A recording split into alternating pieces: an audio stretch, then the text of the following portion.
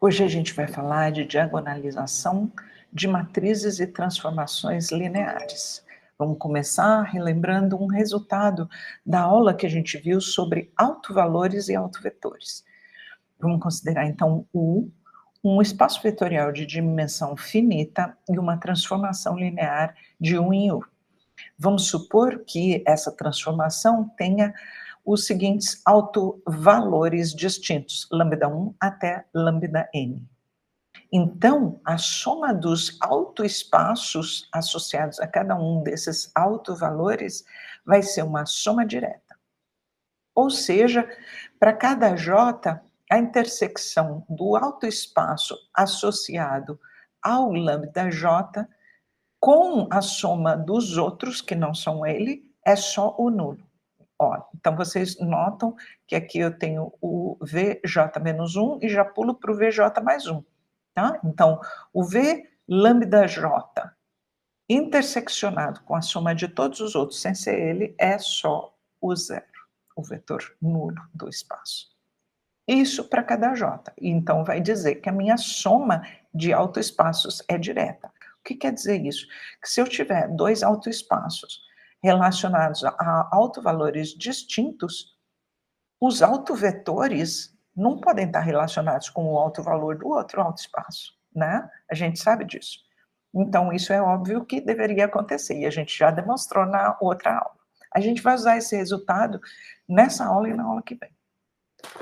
Vamos falar que um operador linear ou uma transformação linear é diagonalizável na seguinte situação. Eu tenho, então, um espaço vetorial finito-dimensional e uma transformação que vai desse espaço nele mesmo. Eu vou dizer que essa transformação linear é diagonalizável se eu conseguir achar uma base do U só formada por autovetores da transformação. Isso é uma definição.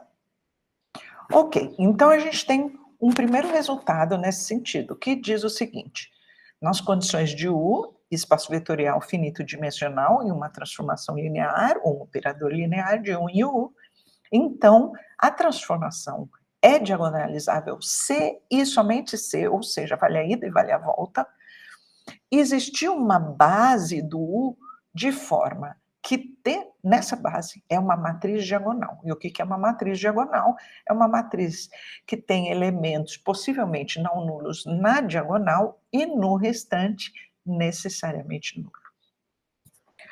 Tá, então vamos supor primeiro que a T é diagonalizável. Então, pela definição de transformação diagonalizável, existe uma base do U formada só de autovetores da transformação. Com isso, então, se esses U's são autovetores, eu consigo relacioná-los com os autovalores associados a eles, que são esses lambdas. Ou seja, T de UJ é lambda J UJ para qualquer J. Então, a matriz de T nessa base vai ser dada dessa forma. Vamos só observar que de fato é isso. Vamos ver com mais cuidado aqui. Quando eu escrever T de U1, o que eu tenho? Conforme essa igualdade aqui, é lambda1 U1, certo? Olha, porque ali, afinal de contas, o 1 é valor, vetor associado ao autovalor lambda1. Então, vou escrever aqui, ó, lambda1 U1. Mas é óbvio que eu consigo escrever isso dessa forma também. Ó, lambda1 U1 mais 0 U2,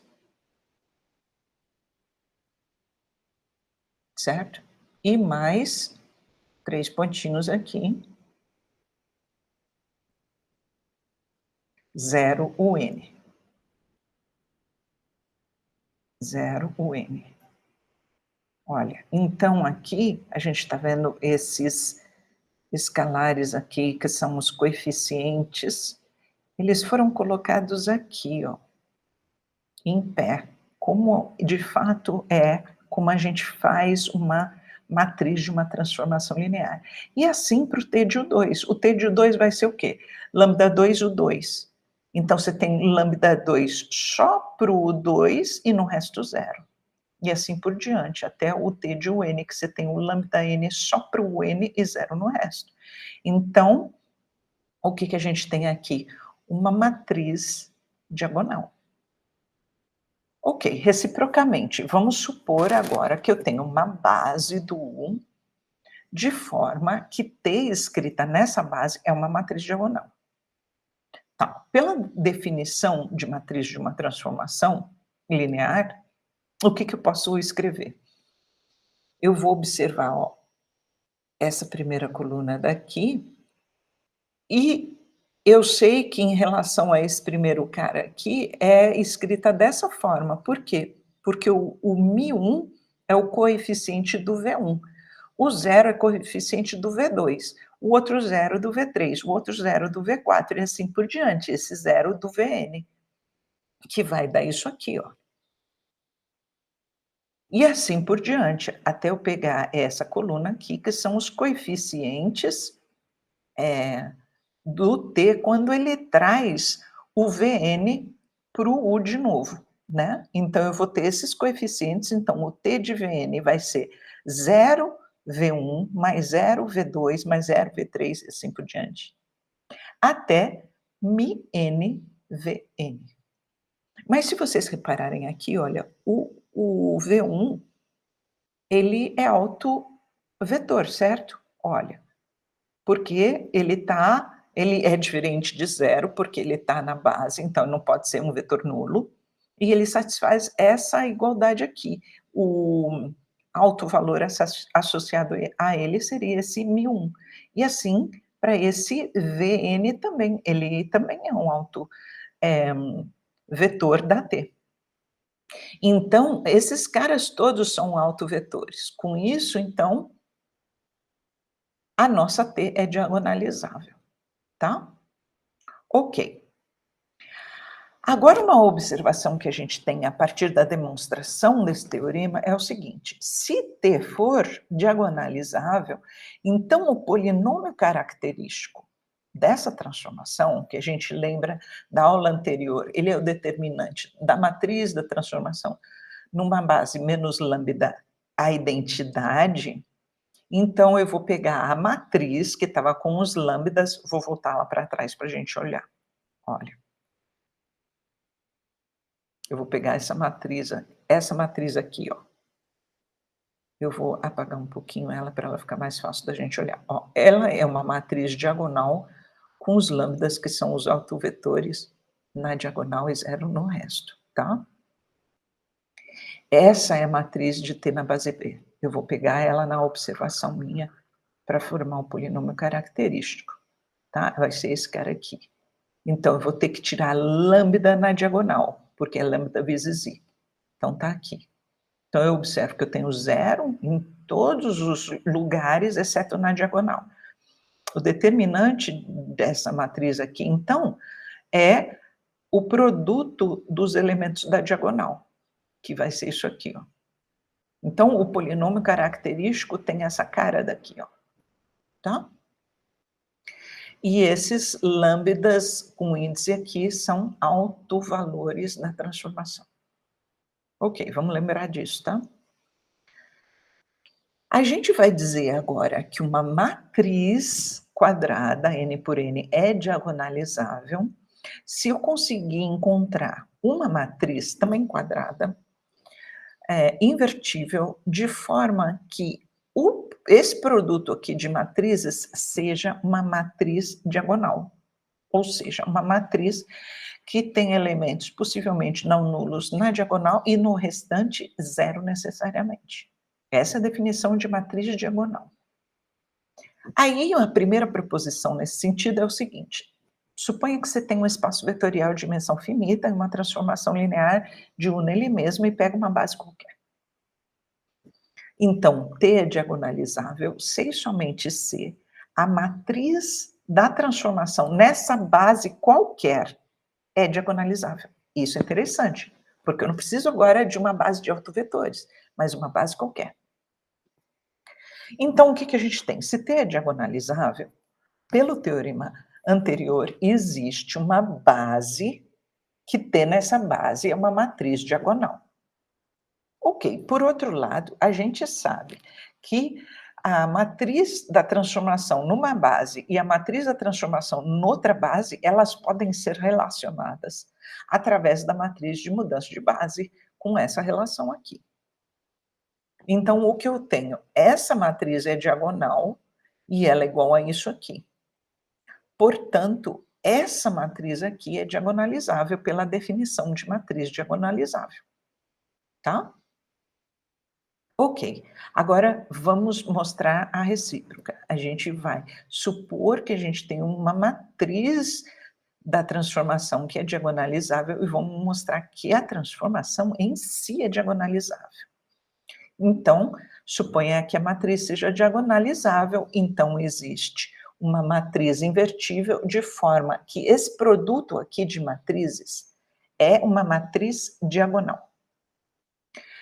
Vamos supor que esse M tenha essas entradas A e J e vou supor que a minha base C, que é uma base qualquer, seja o 1, o N.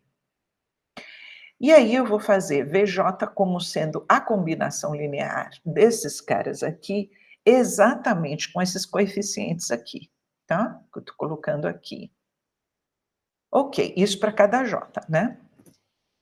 Então, a B formada desses vetores aqui vai ser uma base do que a gente pode ver por causa do fato de M ser uma matriz invertível, né? Portanto, essa transformação aqui vai levar base em base através dessa matriz aqui.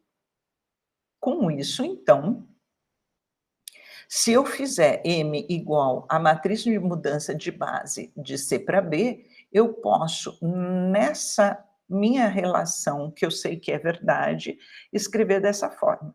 Então, o que eu tenho? Isto aqui é uma matriz diagonal e essa matriz diagonal é esse produto aqui, portanto, a gente tinha o fato dessa daqui ser diagonalizável e essa daqui, então, sendo diagonal agora, vai implicar, pelo teorema anterior, que T é diagonalizável, tá? Porque eu consigo achar uma base que a matriz do T é uma matriz diagonal. Observação. Então, o que a gente tem agora a partir desses resultados? Que para verificar que uma transformação é diagonalizável, basta a gente verificar que a matriz da transformação, numa base qualquer, não precisa ser base de autovetores, é uma matriz diagonalizável. Um teorema agora, continuando na nossa teoria, importante é o seguinte, ele diz que nas condições que a gente tem, T vai ser diagonalizável se e somente se os autovalores lambda1, lambda-n dessa transformação linear satisfizerem o seguinte, o U tem que ser escrito como soma direta dos autoespaços. Bom, a gente viu como primeiro teorema dessa aula, que a gente relembrou da aula de autovalores e autovetores, que a soma de autoespaços é sempre direta. E como esses autoespaços aqui, cada um deles está contido em U, então essa inclusão aqui, ela é sempre verdade, tá? Ok. A gente quer provar que vale isso aqui, tá? Vamos começar supondo que o U é de fato a soma direta dos autoespaços. E aí a gente vai querer mostrar que T é diagonalizável. E daí a gente faz a recíproca. Vamos supor que T é diagonalizável e mostrar que o U de fato se escreve como soma direta desses caras. Tá. Se o U é soma direta desses caras, o que eu tenho? Eu posso encontrar uma base B do U, que vai ser a reunião dessas bases. Ó. Eu pego a base do V de lambda 1 até a base do V de lambda n, pego todas essas bases, junto todo mundo, como a soma é direta, os autovetores de cada um dessas bases não coincidem. Então, eles vão ser tudo distintos. E com isso, A base B, que é a união dessas bases, vai ser uma base que é só de autovetores. Tá? Por causa disso, como cada elemento PJ é um autovetor de T, então, por definição, T vai ser diagonalizável. Ok? Agora, vamos supor que T é diagonalizável e a gente quer mostrar que U se escreve como soma direta dos altos espaços. Eu já tinha observado para vocês que essa inclusão aqui, ela é óbvia, então a gente vai precisar mostrar essa inclusão aqui para mostrar que essa igualdade vale. Ok, então vamos lá. Se T é diagonalizável, existe uma base de U formada de autovalores de T. E daí, como cada autovalor está associado a algum, como cada autovetor está associado a algum autovalor de T, cada elemento da base B está contido em algum V lambda J. Ok? O J do BJ, do B, está contido no autoespaço associado ao autovalor que é relacionado a esse autovetor. Ok. Assim, a soma dos autoespaços contém o B todo, porque cada um do B está associado a algum BJ. Então, a soma de todos eles contém o B. Se contém o B, que é base do U, contém o U. E a nossa inclusão, que faltava a gente demonstrar, é verdade. Tá? Lembrando que essa soma é direta, então, que foi o que a gente viu no começo da aula. Bom, o primeiro exemplo que a gente vai ver vai ser o seguinte: vamos considerar uma transformação linear de R2 em R2, e essa daqui, olha, é a matriz da transformação em relação à base canônica do R2, tá? A base canônica do R2, então, a gente está supondo que é 1, 0, 0, 1, tá? 1, 0 e 0, 1. Então, a gente sabe como foram descritos esses coeficientes em relação a essa base aqui, certo? Olha aqui, a nossa base canônica. Ok. Encontre os autovalores e os autoespaços da transformação, verifique se ela é diagonalizável e vamos lá. Para encontrar autovalores, o que a gente quer? A gente vai fazer essa resolução usando a matriz de transformação. O que a gente acabou de demonstrar? Que em vez de eu usar a transformação em si para mostrar que ela é diagonalizável, eu posso, em vez disso, pegar a matriz da transformação e mostrar que a matriz da transformação é diagonalizável. O que nós vamos fazer? Procurar autovalores. Eu preciso, então, que a matriz vezes um vetor do espaço de saída, que é o R2, seja lambda esse mesmo vetor aqui. Tá? Ou seja, o que eu preciso que seja satisfeito? Olha, 1 vezes x mais 1 vezes y é igual a lambda x, que é essa primeira equação. Depois, na multiplicação aqui de matrizes, 0 vezes x mais 1 vezes y é igual a lambda y. Isso aqui. Aqui eu já observo que o lambda precisa ser 1, certo? Se o lambda precisa ser 1 aqui, esse x vai embora com esse x. E esse y fica 0. Então, lambda igual a 1 é o único autovalor e eu preciso que o y seja 0, então eu vou ter parzinhos que são dessa forma. Ou seja, esse cara daqui gera o autoespaço associado ao lambda 1. Que é exatamente isso que eu estou escrevendo aqui, que vai me dar dimensão 1 desse autoespaço, que é a multiplicidade geométrica desse lambda 1, conforme a gente já viu em aulas anteriores. Beleza. Agora a gente quer ver se a transformação é diagonalizável.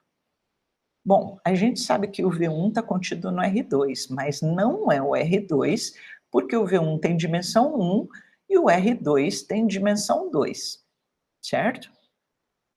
Então, T não é diagonalizável. Por quê? Se T fosse diagonalizável, a gente viu pelo nosso último resultado que o nosso espaço teria que ser igual à soma dos autoespaços. Como aqui a gente só tem um autovalor, ele teria que ser igual ao V de 1, já que é o único autovalor. Então a gente só tem um autoespaço. Então o R2 tinha que ser igual ao V1, e não é. Portanto, T não é diagonalizável. O nosso segundo exemplo diz o seguinte: para a gente considerar uma transformação linear do R3 no R3, cuja matriz em relação à base canônica do R3 é dada dessa forma. E pede para a gente achar autovalores de T e os respectivos autoespaços, e pergunta se existe uma base do R3 de forma que T nessa base é uma matriz diagonal. Ou seja, na verdade está perguntando para a gente se o T é diagonalizável. Vamos ver. Esse exercício eu vou fazer com polinômio característico, tá bom? Para cada vez a gente fazer de uma forma diferente e observar que existem várias formas para a gente resolver essas questões de autovalores, autovetores de transformações lineares. Então, com polinômio característico, eu sei que polinômio característico é o determinante da diferença dessas matrizes, da matriz da transformação em relação a uma base menos lambda identidade. Isso quer dizer que eu tiro o lambda na diagonal da matriz da transformação. Então, eu vou pegar a minha matriz lá da transformação e vou tirar lambda na diagonal, que nem vocês olham aqui. Eu observo que essa minha matriz aqui, na verdade, é uma matriz triangular superior, tá vendo? Então, por propriedade de determinante, vai ser a multiplicação desses caras da diagonal. Portanto, vai ser 1 menos lambda ao quadrado, porque tem dois deles aqui, ó. E 2 menos lambda elevado a 1. Então, aqui tem um 1zinho invisível. Portanto, esse cara daqui, da minha multiplicidade algébrica, da raiz lambda igual a 1, e esse 1zinho invisível aqui, da minha multiplicidade algébrica, da minha outra raiz, que é o lambda igual a 2. Tá? Isso está falando que a minha raiz lambda igual a 1 é dupla, e a minha raiz lambda igual a 2 é uma raiz simples. Tá bom, então lambda igual a 1 é um autovalor do T, tem multiplicidade algébrica 2, e lambda igual a 2 é autovalor também, porque é raiz desse polinômio característico, e tem multiplicidade algébrica 1, que é o 1zinho aqui, ó. Ok. O que a gente precisa achar? Os autoespaços. Nós vamos achar primeiro o autoespaço associado ao lambda igual a 1. Então, uma terna do R3 está no autoespaço associado ao lambda igual a 1, se somente se ela for núcleo dessa transformação, porque, afinal de contas, a gente já viu que a gente consegue relacionar os autoespaços a núcleos de determinadas transformações. Esse aqui. Então, a gente vai colocar e calcular, ver se esse XYZ está de fato no núcleo. Que tipos de XYZ que estão no núcleo? Então, o que eu tenho que fazer? Eu tenho que aplicar essa transformação no XYZ igual a 0 e ver quais XYZ satisfazem isso. Então, olha, eu tenho aqui a matriz dessa transformação, que já é T menos 1 na diagonal, tá vendo? Então, eu estou tirando 1 na diagonal, porque estou fazendo menos 1 a identidade. Esse 1 é exatamente o autovalor que eu quero procurar. Então, vou tirar 1 aqui na diagonal. Eu vou fazer essa conta aqui. Então, o que eu tenho? Tenho isso aqui. Então, quando eu fizer essa conta, o que eu preciso? Eu preciso observar que o z igual a 0, que a gente vai obter tanto dessa linha multiplicada com essa coluna aqui, quanto dessa, né? E aí, quando eu fizer aqui, vezes essa coluna aqui, eu vou obter o y0. E o x vai ser qualquer valor. Portanto, o meu autoespaço associado ao lambda 1, ele vai ser desse tipo. um x qualquer, 0 aqui, no y e no z, né? Que dá, então, o gerado pelo vetor 1, 0, 0. Então, 1, 0, 0 é base desse autoespaço que está dando dimensão 1, que é a multiplicidade geométrica do lambda igual a 1, tá? Agora vamos fazer a mesma coisa para o outro, para o lambda igual a 2. Então, a gente sabe que a terna está no V2, se e somente se ela está no núcleo dessa transformação. Vamos fazer, então, essa conta. Se e somente se, agora eu tiro, então, 2 na diagonal, ó, 2 vezes i, tiro 2 na diagonal aqui. Ou seja, eu vou ficar com esses valores aqui. Bom, essa nossa linha não está influenciando em nada, né? Então, vou ver o que resta aqui. Eu vou ter, por exemplo, essa linha vezes essa coluna aqui, dando esse 0 aqui, né? Então, menos 1 y vezes 3z é igual a 0, ou seja, 3z é igual a y. E daí, se o y é 3z e o z é ele mesmo aqui, olha, eu tenho menos x mais y, esse vezes esse, mais 2z igual a 0, então, usando essa igualdade aqui, eu vou ter x igual a 5z. Então, como é que são os triozinhos aqui, essas ternas que estão no V2? Eles são do tipo, no x tem que ser 5z, no y 3z e no zz, onde esse z varia nos reais. Para z igual a 1, portanto, então eu tenho esse triozinho aqui. Então, isso aqui vai formar uma base do V2, vai me dar que a dimensão do V2 é 1. Com isso, então, a gente achou os autovalores e seus autoespaços correspondentes, cada um de dimensão 1. Então, o que eu tenho? A gente sabe que a soma dos autoespaços sempre está contida num espaço todo, e o nosso espaço todo é o R3. Então, a gente sabe que a soma do V1 com o V2, e soma de autoespaço é sempre direta, está contida no R3. Mas é verdade que é igual ao R3? Não, porque a dimensão do V1 mais a dimensão do V2, cada um tem dimensão 1, então dá 2, que é menor que a dimensão do espaço todo. Então, não é verdade que a soma do V1 com o V2 dá o espaço todo. Portanto, T não é diagonalizável. E se ele não é diagonalizável, não existe uma base do R3 de forma que eu escreva ele nessa base e seja uma matriz diagonal, tá? E aí a gente acaba mais uma aula, e na próxima aula a gente vai relacionar diagonalização de matriz e operadores lineares com as multiplicidades algébrica e geométrica. Aguardo vocês lá, tá?